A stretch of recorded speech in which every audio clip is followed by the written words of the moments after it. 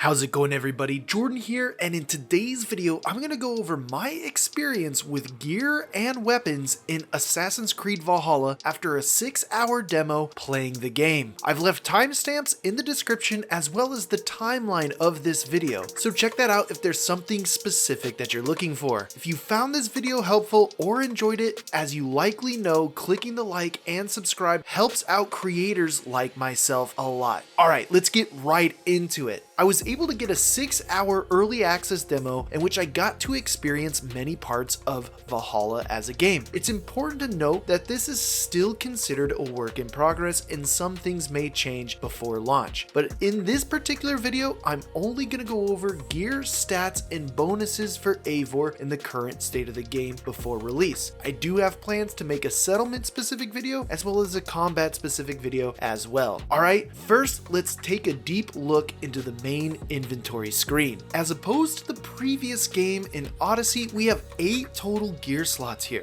Let's start by looking at the armor specific gear first, beginning with the hood or cloak as it's called in the game. Next, we have a chest piece, a helmet piece, bracers, and boots. All 5 of these pieces of armor, according to the stats, provide Eivor with armor, which impacts how much damage you take, weight, which impacts how quickly Eivor is able to move, evasion, which I believe is how easy it is for you to dodge or parry attacks, and then light and heavy resistances, which dampens how much damage you take from light or heavy attacks. Beyond the base gear stats, it seems that each piece of armor belongs to a set that when all 5 armor pieces are equipped, you'll get additional stat bonuses. In my playthrough, I was using the Raven Clan set, which is likely to be an early set you acquire considering that Eivor is part of the Raven Clan. Hopefully there will be more specifics about the bonuses, but as you can see, this set provided an additional armor when low on health and increased critical chance. Another thing to notice is that gear comes in 3 playstyle focuses. We have Raven, Wolf, and Bear. Raven giving you additional assassin bonuses, while Bear giving you an additional melee bonuses, and Wolf giving you additional hunter bonuses. This can be recognized by the color and symbol located at the top of each gear